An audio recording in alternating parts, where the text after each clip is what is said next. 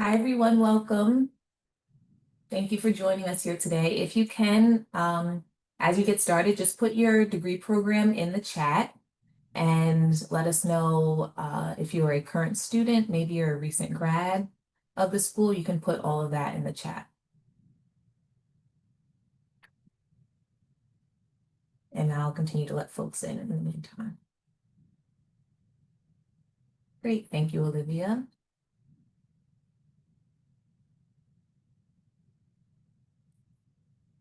Wonderful. Thank you. Okay. All right, so let's get started, shall we? So this is our Fellowship Discovery Series with ORISE, or the Oak Ridge Institute for Science and Education.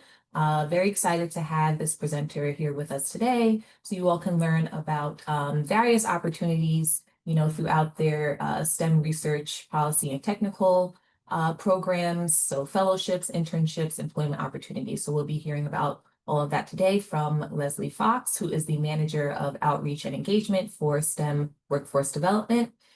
We do encourage you to have your cameras on as Leslie is speaking. So, she sees that we are engaged with the presentation. Of course we are. We're looking forward to it. After this event, you will get a recording, you'll get an email, a post-event email with the recording and the slide deck that is shared here today. So you'll have all of that information available to you. If you do have questions, just put those in the chat and then we'll have time for a Q&A at the end. All right, so with that, I will turn it over to Leslie. Thank you very much, Maya. I really appreciate Maya and her team allowing us this chance. Can everybody hear me okay? Just give me a thumbs up, a nod. Perfect. Wonderful. Well, I hope all of you grab some lunch and you have a chance to eat and enjoy this as we go through. It's a lot of talking, but fortunately I get to talk at you, so you get to enjoy while we do this. I am flying solo today, so as Maya said, if you'll kind of hang on to your questions, I'm hoping a lot of them I'll be able to answer for you as we go through, but I will answer any specifics you have at the end. Maya does have a recording going as well as PDF slides, so you'll be able to go back through and share this, and there are a few links that I hope you will reference later. But we'll also let you know how to contact me, how to contact our general information, as well as to get specifics on a lot of the postings I'm going to talk about, so you can get lots of opportunity information later. So, all right, let's go ahead and jump in and let me tell you a little bit more about our ORISE STEM research policy and technical opportunities.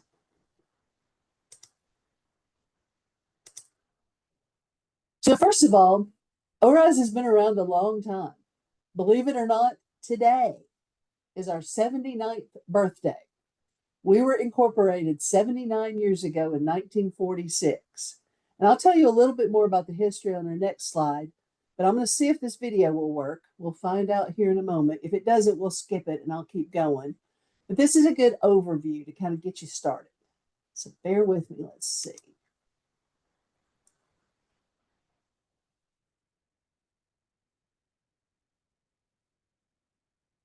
Are you a student, recent graduate, or faculty member? Interested in the STEM research, policy, or technical field? Looking to advance your career, learn new skills, and make an impact that matters? Then you're ready to experience ORISE. Every year, ORISE connects thousands of students, postgraduates, and faculty with paid internship and fellowship opportunities at the U.S. Department of Energy and more than a dozen other federal agencies and research facilities. These opportunities can be short or long-term appointments, depending on the program. What's the ORISE difference? As an ORISE intern or fellow, you'll have the chance to take part in a hands-on research, policy, or STEM support opportunity. Use state-of-the-art equipment and cutting-edge technology. Learn from scientists, researchers, and other STEM professionals. Develop yourself professionally through ORISE activities and resources. And broaden your professional network as a member of the ORISE community. Ready to experience ORISE? Visit Zintellect.com to search hundreds of ORISE internship and fellowship opportunities and find information on eligibility. Download the ORISE Go mobile app to stay connected with ORISE on the go. And find us on social media at Experience ORISE.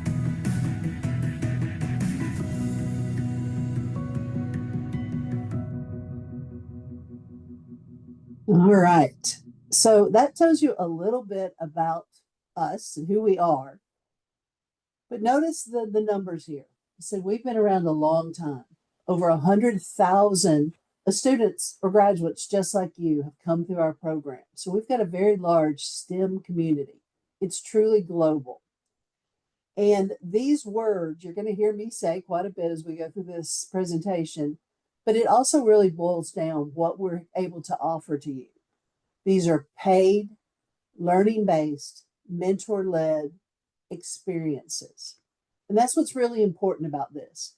It's more than just a job. It's more than even just a summer internship. It's truly an experience that gives you a chance to be a part of the STEM future. So let me take you a little bit through this and show you what I mean by that. So first of all, where did we start? Where did this even happen? Well, as I said, this literally is our birthday today. We were incorporated 79 years ago as the Oak Ridge Institute for Nuclear Studies. And we came about, thank you. Yeah, celebrate, right? We actually are supposed to have cake next week, I've heard. So we had some of the scientists that came out of what is today the Oak Ridge National Laboratory, who were also professors, very heavily involved in the university community.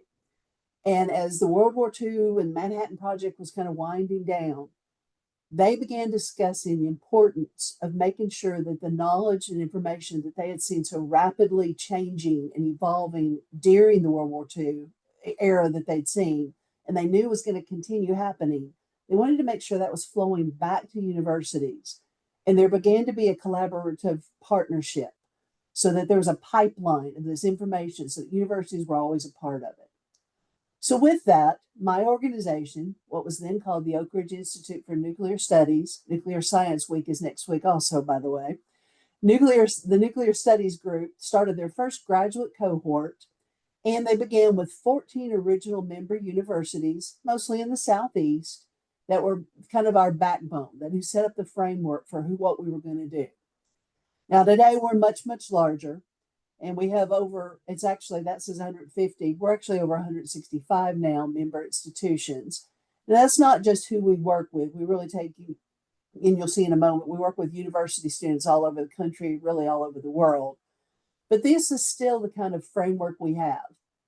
Our initiative, our mission is to make sure we are a collaborative consortium so that this information that's being collected in STEM agencies around the world is being shared back through pipelines to universities just like CUNY, so that they have a chance to kind of say, hey, what needs to be taught? What do our students need to do? And how can we get them that experience? Now, additionally, as our company began growing with what was to become the Department of Energy as we know it today, DOE began tasking us with other things besides our original mission of workforce development. They began asking us to do peer review.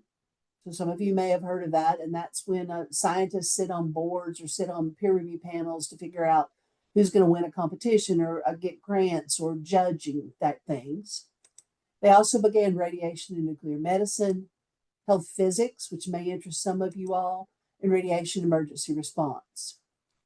So we're still very, very active. In fact, we're subject matter experts in pretty much all of these areas. Our REACT team, for example, if there is a radiation emergency anywhere in the world, in 24 hours, we're going to have a team boots on the ground because we are known as the top experts in this area. You can learn more about that if you go on the ORISE website if you're interested in any of these areas, or maybe if it'll help you in some of your studies, some of the research and data we've got about any of this. We're going to focus on workforce development today. But what really mattered to DOE is as we began growing in all of these areas, including workforce development, there were other agencies such as CDC, FDA, EPA that began coming to DOE and to us saying, hey, you all really know what you're doing in this. Can you help us with these programs, these internship and fellowship programs that are feeding this workforce development mission? So DOCE said, you know what? Around the 1980s, we really need to set up an institute rather than having these things all kind of scattered around. We're going to pull it all together and we're going to name it the Oak Ridge Institute for Science and Education. There's another acronym. If you've ever been around the government world, we love our acronyms. We've got lots and lots of them. In fact, if I printed out the book, it's about this thick that we have to deal with on acronyms. So if I say something and you don't know what it is, raise your hand and I'll try to tell you. But ORU, my parent company that started as Oak Ridge Institute for Nuclear Studies, is now the Oak Ridge Associated Universities. We now hold the Oak Ridge Institute for Science and Education contract, the institute that is a DOE, Department of Energy asset. All that to say, what I'm here to tell you about is the internships and fellowships that ORISE through ORU has worked to and brought out and administered and managed and done all the things that we've done since 1946. So even though there's been all these changes, we've still been this global STEM community bringing all this together since then. All right, so as I said, we're going to focus today really on the STEM workforce development. And I always like to pause at this sentence because, I mean, obviously part of what you're looking at as you do this is, do I want to work for one of these agencies? While I'm kind of testing this out during my internship and fellowship there, sure, that's one of the things we want you to see. And we hope it's going to give you a chance to form those connections, make that kind of decision of, yeah, I really like this culture. But one of the things you might not have thought about is, maybe the government's not your thing. Where you want to do is teach one day. Maybe you want to go be a regular corporation, you've got your eye on something. Or maybe you want to be an entrepreneur.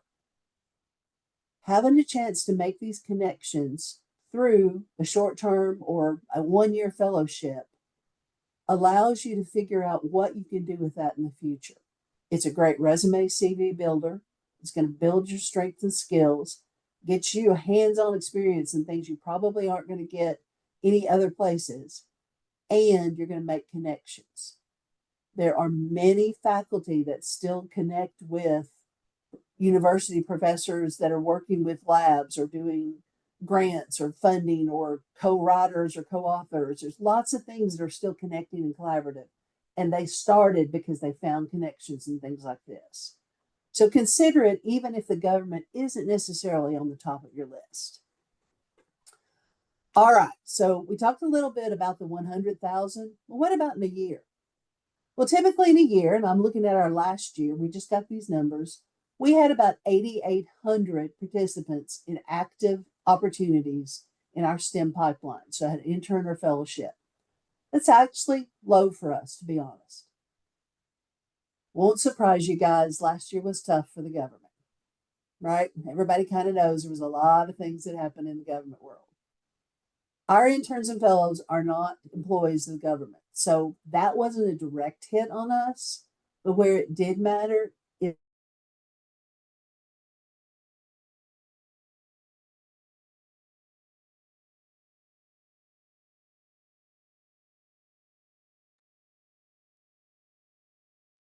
I think Leslie froze a little bit.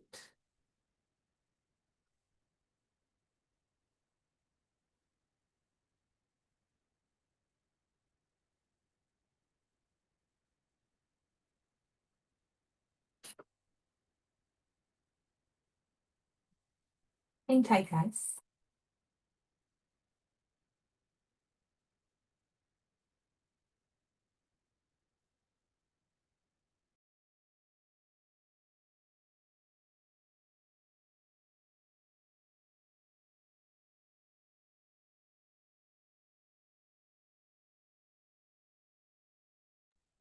I was on mute. We'll wait for her to come back into the room. And then we'll continue. Sorry about that, everyone. Oh, there she is.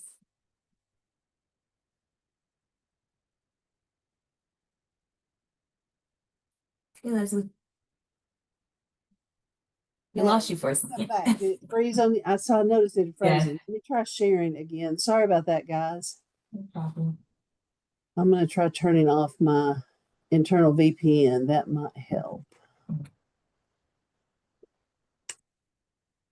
1 second.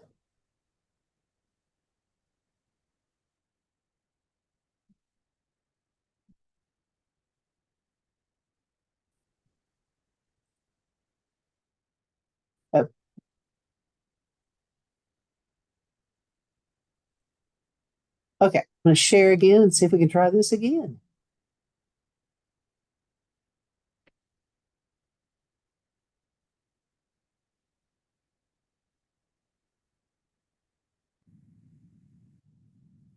Are you able to see the slides, Maya, and hear me?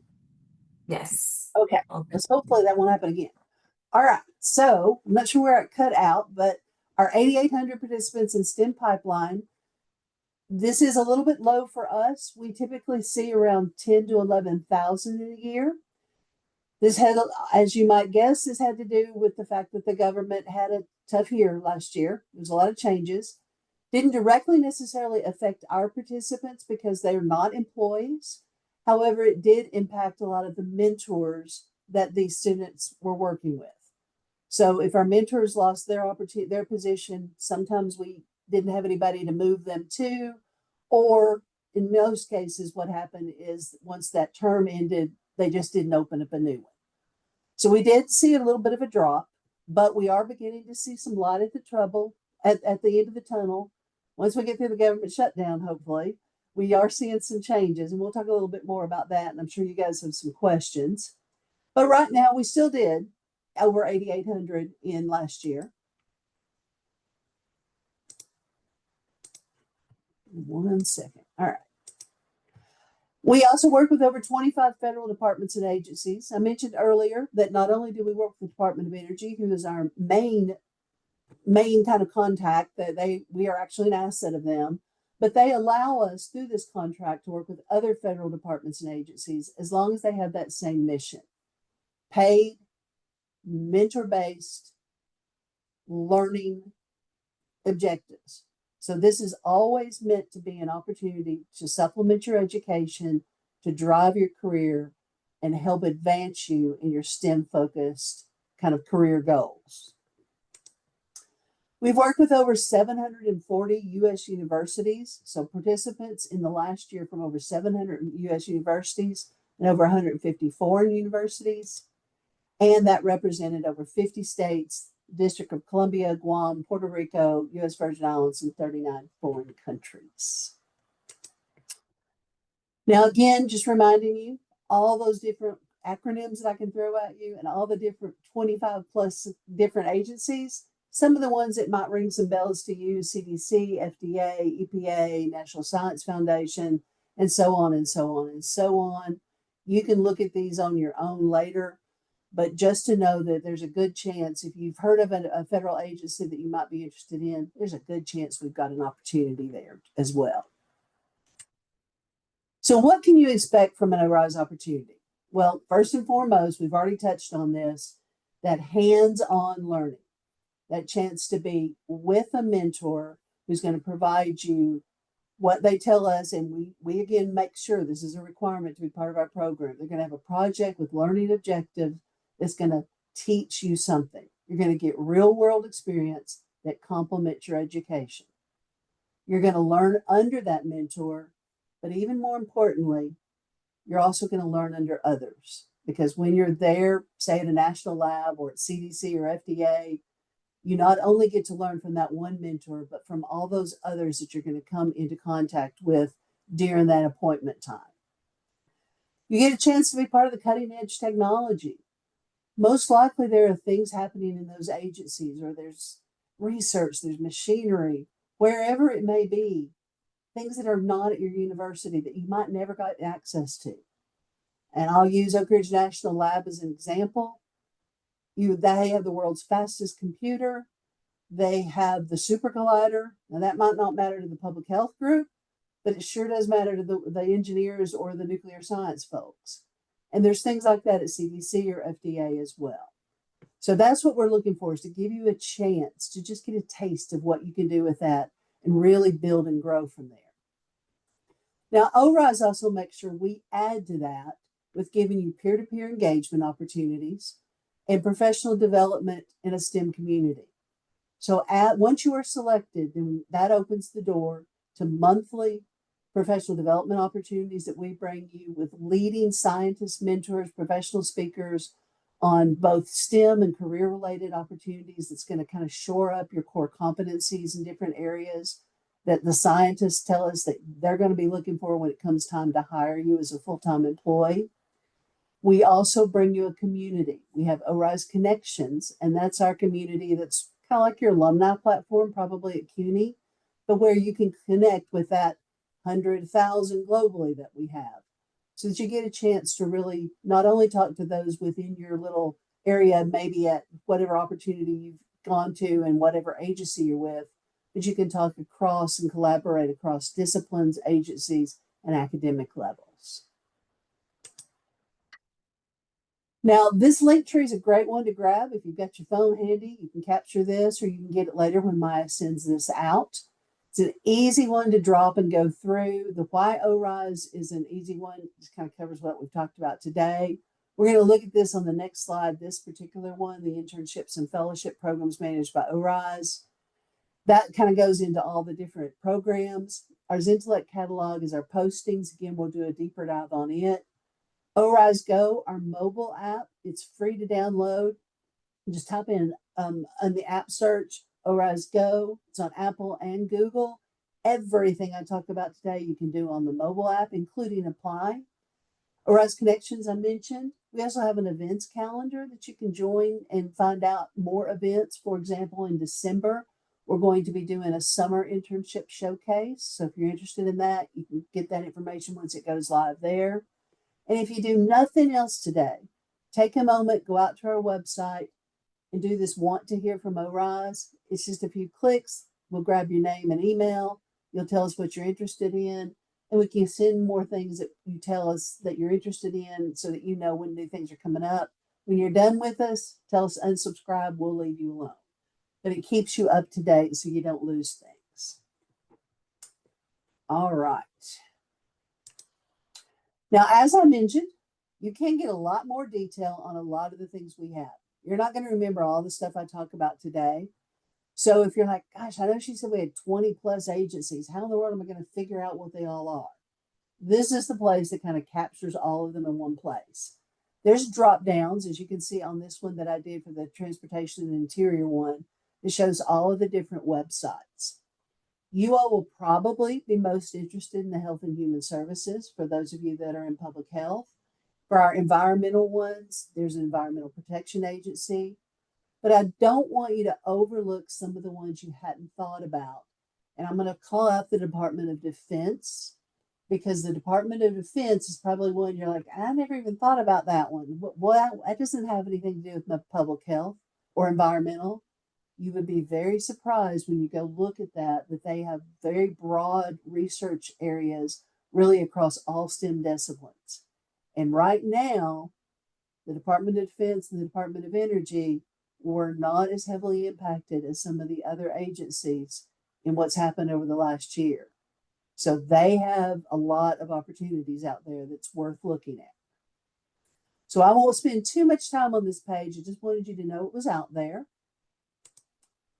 Also, we've got a lot of professional development resources. I mentioned those we do internally once you're selected, but externally you can find the ones on our website that, again, are information we've collected about what to do on a STEM resume, a STEM career letter, preparing for a STEM interview, all STEM-based resources that might be useful to you that you can check out when you have some time. Here's an example of what you might want to learn about of, well, gosh, if I get an appointment, what does that mean? So this is one of our DOE Scholars program. DOE Scholars is a broad-based one that's across DOE. And this particular gentleman, Gus Pendleton, he had a project on converting organic waste into energy sources. He worked at the Beto Laboratory, but you can see I think he might be in the Midwest somewhere in some snow, so lots of field experience. So lots of diversity, but he also had a chance to do some communications. He did reports, project proposals. So a pretty wide, diverse kind of thing that he got to do. And if you want to learn more, on our website are our STEM success stories. So you can really dig in and see a variety of different stories. These change out 2 or 3 new every month. And you can typically find something that's probably going to be in a program you're interested in, or maybe just someone doing some research. So I think we had some environmental maybe on the call. Here's one that worked for the EPA Research Participation Program. I've got an FDA here in looks like biologics evaluation and research. So some different ones. This one, Fusion, minority serving institutions. So lots of different ones you can kind of go through when you have time. All right. Now, you know why ORISE? I'm giving you a lot of the background on that. But how do you actually start finding your opportunities? Well, let's do a little bit deeper dive on that. First of all, how do you know if you're eligible? Well, we have a very, very broad range on eligibility. And this is going to vary per posting, per program, per sponsor. And you're going to hear me say that quite a bit as we go through the eligibility part. But first of all, one of the broad categories is current students.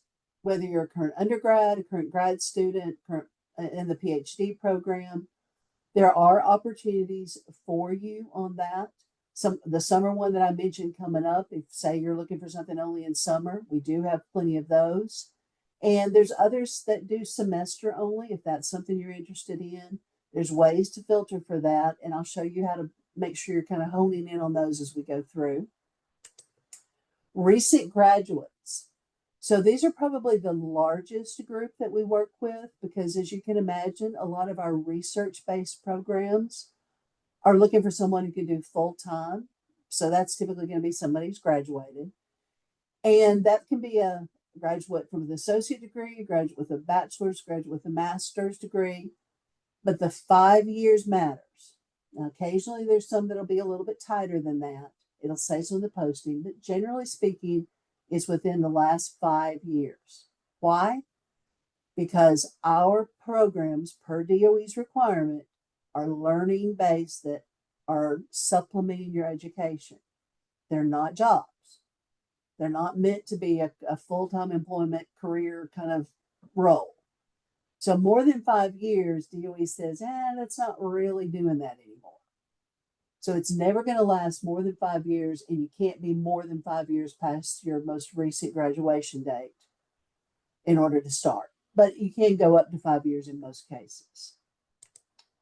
Postgrads or postdocs, again, kind of that same fall there, but postdocs pulling in on that. Established scientists, we do have a few of those. So if later on in your career you want to come back and get some different experience or kind of grow in that area, that is an opportunity. And then faculty. So Maya, this is something you might want to share with faculty throughout CUNY. We do have some opportunity.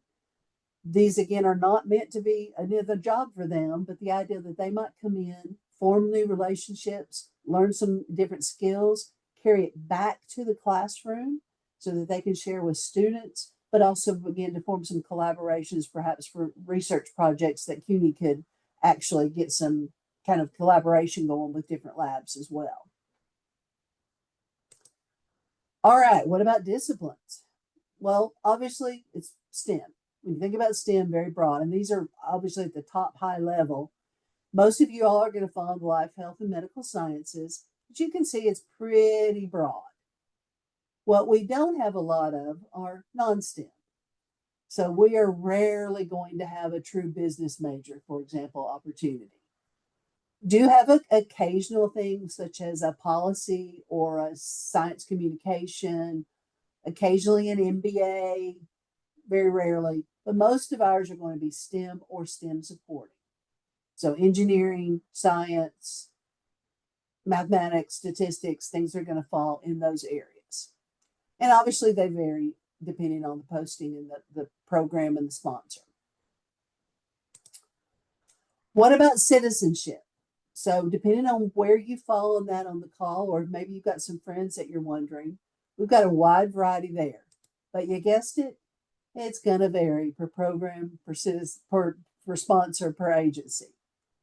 And even within the group, it sometimes matters because, for example, with some of the labs, though they may take foreign nationals, some of their programs, depending on where they're going to be once they're on site, will not allow them in if they're a foreign national.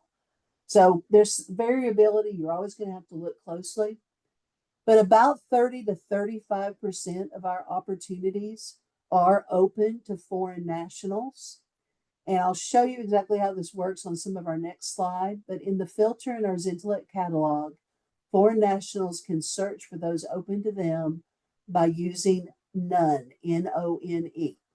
And that will only show you ones that you can apply for as a foreign national. If you are a lawful permanent resident or an LPR, you're going to use two filters, LPR, U.S. citizen, and none. Then you get both.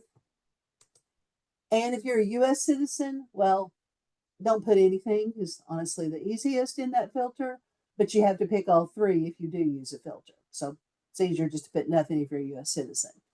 But for those that are foreign national or LPRs, we do have an ORISE immigration team that assists you if you're selected to make sure all the paperwork is taken care of. But they also have a lot of great information, and you can go to this link later and look that up if you're interested in learning more about it. Also from our website or from the postings, you can find information. Okay, so now we're going to take a little bit deeper dive on the Zintellect Opportunity Catalog. So when you first go into Zintellect, well, you're going to see Zintellect here at the top. This is a intellect with the word Z. You can go straight to it from our website. You can get to it using the ORISE Go mobile app, or you can just go to zintellect.com if that's easier. The Opportunity Catalog is where you're going to go to search. Now, there's also, once you start, you'll log in, you'll register and set up your profile. And if you're just going to go look, this is what you do, is search for the Opportunity Catalog. After that, you're going to see a lot of filters, which we'll look on the next page. But down at the bottom of the filters, either if you don't put anything in, it'll give you the full list, or as you filter, it'll give you a list. You'll start seeing all the different titles. Now, in the full ORISE, or in the full ORAU catalog, the full Zintellect catalog, there's over 900 opportunities right now. The full Zintellect catalog includes both ORISE and those that are on our ORAU side. Remember, ORAU is my parent company. The ORAU side has several programs that are not run through ORISE. The NASA postdoc program is one of those, is a good example. So if that is something you're interested in, it gives you a chance to see all of those in one place in Zintellect. If you come in through the ORISE website, you'll only see the current ORISE ones, which is the broad STEM one. Those right now are about 200 opportunities, a little bit more than that. Again, that's low for us. I would expect to see in a regular year 600 to 800 at this point, to be honest. That's related to exactly what you expect, everything that's happening with the government. So it can turn around tomorrow, and we are again beginning to see some glimmers of things changing. But that's why I want you to really look at what is out there, because that's what you want to focus on now until we do see some of those changes happen. Okay, so as I said, you'd see the opportunity there, the title, the reference codes, and we're going to look at all of these a little bit closer later, the locations, and then the posted date. All right, now as I said, over 200 opportunities are available today. And then here's the link down at the bottom if you do want to check back on this later, but you can find it at zintellect.com, on the ORISE Go mobile app, or on our website as well. Now let's dig a little bit into those filters. So here's the searching the opportunity catalog. This is the first line you're going to see there. You see the keyword search there at the top. So we all know how to use this. For you all, you might put in public health, or you might put in summer, or environmental, or forestry, biomedical, whatever makes sense for you to use there. Academic levels. We already talked a little bit about the different eligibility. If you put in undergraduate student or graduate student, one thing I'll mention is depending on when you're graduating, I would do both. So if you're, say, going to be graduating in December, I would put in, and you're a master's student going to be graduating with your master's in December, I would go with graduate students and postmasters if I were doing the search. That's because most of the postmasters are probably going to let you apply, even though they might not have you start until you graduated, and you want to be able to see both of those. And then finally, the field of study. And again, a broad STEM discipline is where you want to start. For you all, you're probably going to start with the life, health, and medical sciences or the environmental, whatever fits you all best. And we'll dig a little bit closer into that one in a moment. All right, citizenship. So kind of the same thing. We've already talked about the U.S. citizens. Best to just leave it blank or select every one of the options if you do. Lawful permanent residents, none, and LPR. Non-U.S. citizens, select none. And ORISE doesn't make these decisions. It is coming from the host or the sponsoring facility. When we get an opportunity, the mentor or scientist that's going to be driving that, they funded it, they're going to be your host, they're going to be your mentor. They send that posting to us with this decision of whatever they want on it. And we put it out there for them, and then they make the selections through the Zintellect catalog based on that. So that's why the variabilities. Organizations. So you can certainly go in if you really want to only focus on one organization, CDC, FDA. Don't do CDC right now. You'll get nothing, unfortunately. But that's why also it's not a bad idea to be broad here. Again, see what's out there before you narrow down, unless you really know what you're focusing on. And kind of the same thing on the programs. Unless you know for sure which one you want to look at, start broad and then narrow down only when you need to. All right, going on to the next one. You can also search, by the way, on location or application deadline if you want to see any that are coming up. The location, kind of the same thing. It's not perfect unless you really can only look in certain areas. For example, the DOE Scholars Program that Gus was an example of earlier, there's no location to it because it's literally one program that's around the country. So there's no location put in. And if you use that, you would never even see that one. Or others, they might list one, but really there's a chance there's other locations on it. So be broad again on that. Don't be too narrow unless you just have to do that. Okay, so let's kind of break down postings a little bit more. First of all, when you look at that opportunity line, you're going to see things like the deadline. And when you open it up, you'll be able to read a little bit more about what that looks like here. You're going to see reference codes. Those don't matter as much to you unless you reach out to us or your mentor for a question. Then you might want to use the actual reference code just so we know which one you're asking us about. Next, a lot of words, but for you all, they're clues. They're going to help you figure out how to best phrase your application, how to make sure your resume or your CV is the best it can be. I'm sure Maya's talked to you about always putting your resume or CV and making it specific to whatever posting you're applying for. That's what this is. This is the starting point for this. And if we go through and look at tree growth, survival, plant ID, propagation, samples, data, all this is clues. Now, does this mean you have to have every one of these? 100% no, it does not. These are learning-based opportunities. But what the mentor is going to be looking for in that essay question is you explaining to them why you want to learn about it.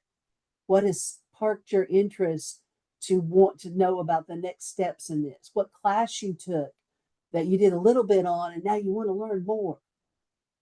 So don't give up if you're like, oh, I only have this much, but I really want to learn more. Great. Tell them that. That's what they want to know about. And then, of course, in some cases, not all, I wish they all did it, but they won't. But in some cases, the mentor lets us list them. This is absolutely the most important thing I can ever tell you as a tip. After you apply, reach out to this mentor. Now, you can reach out to him before if you have questions about the research, obviously. But when you're done and you've applied, reach out to them and say, Dr. Cordell, hi, my name's Olivia, and I just applied. Here's my resume. I'm really interested in this because, and then even take it one step forward. Look them up on LinkedIn. Look them up and see if they've done any papers. See if there's anything you can grab to take it one step further. I saw your research I looked at the website and saw that you recently did this. You published a paper on. Scientists love this. One, you've just demonstrated you're really interested. You're not just copying and pasting and saying the same thing over and over to people, but you paid attention and you're complimenting what they love too. You're somebody they can talk to. This is how you get noticed in a bucket of 1,000 applications. So when you see this, try to use this as much as you can. Also, of course, key dates, deadlines, and notice everything we got is paid. So you're going to be able to see the stipend information in most cases. So this will tell you a little bit about that, as well as the program contacts. So if you've got questions on the kind of general stuff, reach out to our side and we can tell you like how to apply, what does this mean. Try to keep the mentor for the actual research questions, ORISE for any of the mechanics of the process. All right, so a little bit more on the eligible to apply when you're looking at the posting. First of all, remember going back to citizenship. So if I go down to the very bottom of that posting that we just looked at, I'm going to see this block. And for example, here at the top, U.S. citizen only. So if I've landed in there and I'm not a U.S. citizen, I now know that this one's not me. Same thing if I go into degree. So based on your profile status at the time of application. So that's also a key. Make sure you keep your profile and intellect updated. If you graduated, make sure you update that because it's going to go off whatever you have in there. But here we have doctoral degree received within the last 60 months or currently pursuing. Remember when I talked about a lot of times, if you're going to graduate within the next little bit, even though it's a full-time one, they usually set them up so that you can go ahead and apply, even though it's October and I'm not graduating until December or even May. This is why you look for both of those. They're probably going to let you do that. Same thing, here's an example, received within the last 60 months or anticipated to be received by a certain date. You can tell if this fits you or not usually. And then finally, discipline. And the discipline is going to give you that broad one here that you started with, but it's also going to give you a little bit more detail. So you see the little I, EYE icon. If you click on that, it's going to open into a drop-down list that's going to give you all the specific ones. On this one, it's engineering, but in some cases that might only have chemical and civil, for example. So if I were a bioengineering or biomedical and it didn't have that, I would know, oh, it really isn't me. Even though I was in the broad engineering one, I know that it's going to block me if I tried to apply. So those are just some little tips to kind of look at before you spend your time on the application. All right, so now let's talk some of the frequently asked questions. I'm going to kind of run through this, watch time, because I want to leave time for your questions too. First of all, what's the best time to apply? Well, to be honest, year round. Believe it or not, because we are government, it depends on when they get funding, when they have needs. And government gets funding on a quarterly basis, on a monthly basis. We literally get postings and funding coming in year round. So there's no one specific time to tell you. So I would tell you apply often, apply early, and keep checking back.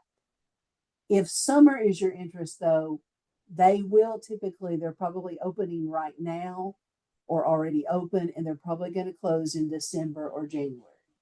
But there will be a whole pocket of them that will open again in January. So just know that's why it's worth it to get on the list and to keep checking. And remember, again, you can sign up for that listserv that I mentioned to help you keep checking on things.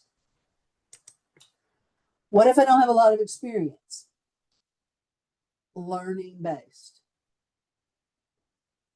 You guys are graduates. I believe I said most of you are graduate students, so you probably do have some experience. But even if maybe you don't have like internship, you've got classes you can talk about. You've probably done some projects you can talk about. Bring those out. And the number one thing our scientists tell us, they're always looking for that I want to learn passion coming across in the questions. So don't let the fact that you haven't actually done an internship or a fellowship that you can put on your resume stop you. Just figure out how you can connect it to what you want to do, what you have done, and where you want to take your career and make that shine through. So what about if they don't have any deadlines listed? What does that mean? We have a lot of what we call rolling applications and appointment periods. And what that typically means is you'll have a mentor or a scientist open it up, say now in October, and leave it open for a year. When they do that, that usually means, and if it's open, it's still active in our system, but they're bringing people in over the course of the year and they just don't want to keep opening and closing the same posting. Or they're going to leave it open until they find the perfect fit. And it might take them a year to do that, and they know that. Or it just may mean that they are not sure when they're going to actually do it. But it's not a fish, I promise, in terms of not a real one. We don't allow that. That has to be legit. There has to be funding committed to it, and it's sitting here waiting. So there is actually, even though some of them are long. Now, I used to be what Maya is. I used to be a career counselor at the University of Tennessee, Knoxville. And as a student, I realized that is the most frustrating thing in the world, that you apply in October and you don't hear until 6 months later. But don't give up. If you apply, you follow up with that mentor, you do all those steps, and you are still open and active, and it's still open and active, you are still considered eligible up to 1 year once you've applied. And that's just the way the government stuff works. All right, are these paid appointments? Absolutely. And is anything else provided? Well, it depends. And again, these are all going to be in the posting. Stipends are often covered, or stipends are always covered. Sometimes housing supplements are provided. We do require health insurance, but sometimes the sponsors will cover part of that for you. You can get health insurance through us if you don't have it. You just have to have it to be in an appointment. Sometimes there's travel to conferences covered and other things, but usually all of that is listed in the posting. Are there options for both students and graduates? Which there are. We already talked a little bit about the graduating in 6 months. How long do they last?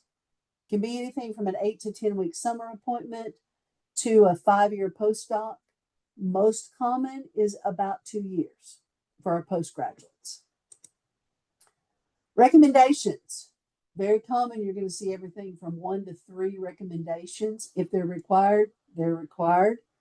Often the mentor cannot see your appointment or your application until whatever the required number is comes in. They are tied to Zintellect. So when you apply, you'll put in, let's say you're going to make Maya a recommendation. You would put her information in. She would get an electronic email saying, please go fill out this recommendation. It's an online form, and she can attach a recommendation letter.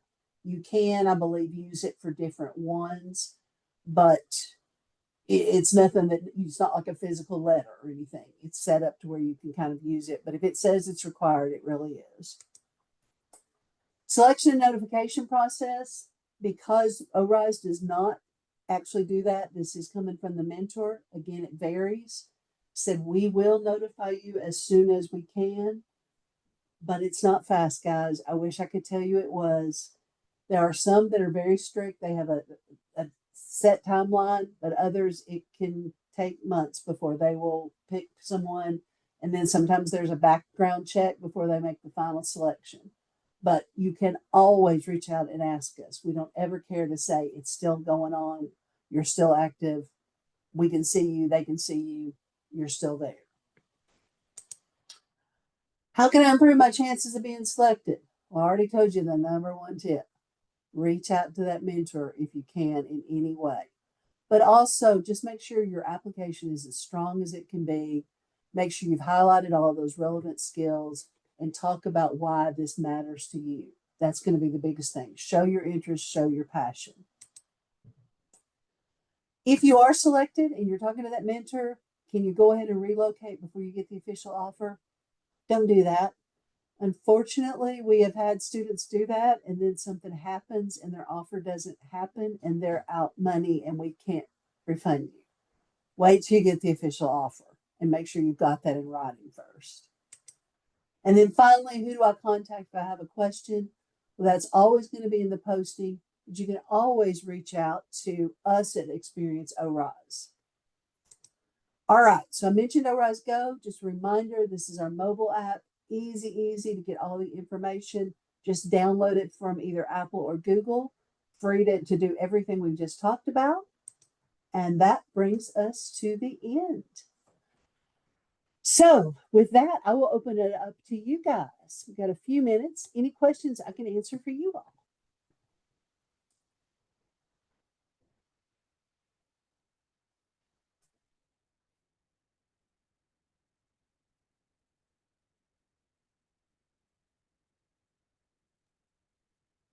I think that means you gave an extremely thorough presentation. That's good. That is good. That's good. Lynn has a question in the chat for you. Let's see. Get to the chat here. I can also read it out if that's easier. Pull it over here where I can see it. Hang on. Are the positions entirely in person or some of them hybrid or remote? Great question. So they are mostly in person now. If you'll remember, I mentioned a little bit about the advantages of being on site as far as the technology of getting the culture. Most of our agencies that's very important to them. They feel strongly that that's where you're going to get the most benefit. And most of the agencies are back on site themselves, if you will. There are a few that do offer the option for remote, but it's very few. You can put remote or virtual in as a keyword and find a few. It's just not a lot. The other thing I would suggest, if there's a few part-time, sometimes they will allow a part-time, particularly if you're still in school, to do virtual. So always ask.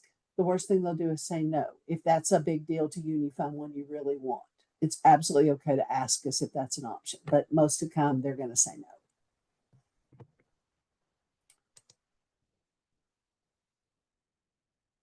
no. International opportunities. There's not a lot of them. And so by international opportunities, you mean literally not in the country, right? They're located somewhere else. Yes, I think those are mostly the Department of Defense ones. And I don't know them right off the top of my head real well, but they work exactly the same way. We would handle your transportation, we would cover all those costs, and you'd be working on an appointment at one of their site offices internationally. Italy, I believe, is some of the ones that they've got for the Department of Defense. And you can reach out to the program. Miriam, if you're interested, reach out to me or to the program and we'll see if we can get you more information on that specifically. Any other questions?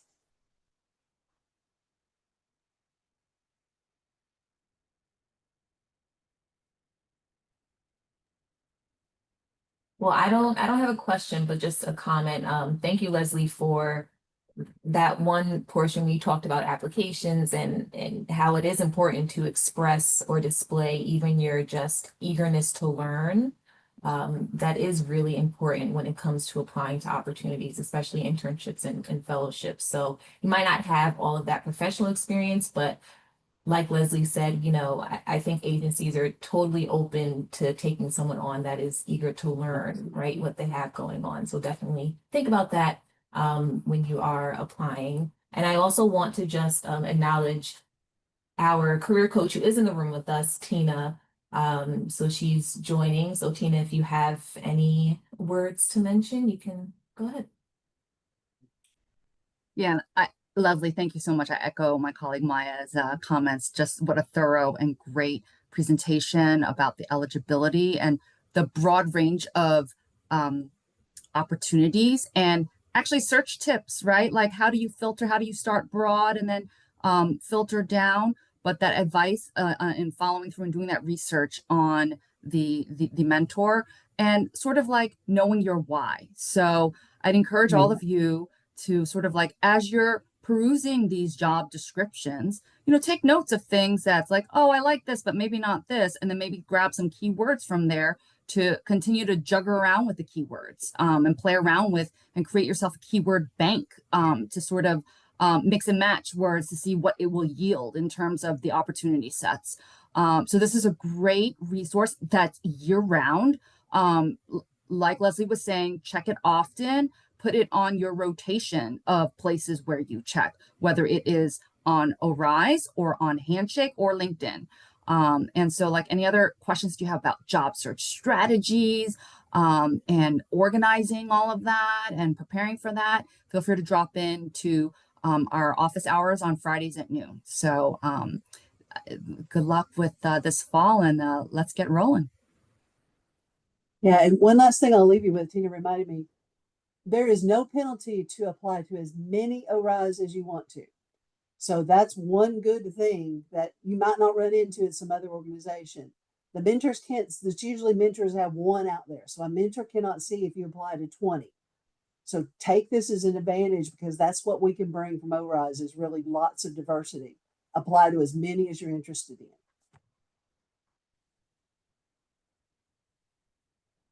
No limits. No limit. That's right. Awesome. Thank you so much, Leslie. We really appreciate your time here today. I did put a feedback survey in the chat for you all. If you can just fill that out really quickly, you'll get a post-event email again with this recording and the slides that Leslie shared with us. And also just be on the lookout for upcoming, events that we have going on, not just more discovery series, but we have resume review days happening where you can get that professional assistance with your resume, right, before you apply to any of these fabulous ORISE opportunities. And then, as Tina mentioned, the drop-in office hours that she holds on Fridays. So all of that information will be in the post-event email from Handshake. Okay, so with that, you all enjoy the rest of your day. Thank you so much for being here. Thank you, everyone. Bye-bye. Thanks, Leslie. Thank you, everyone. Thank Bye. you. Bye.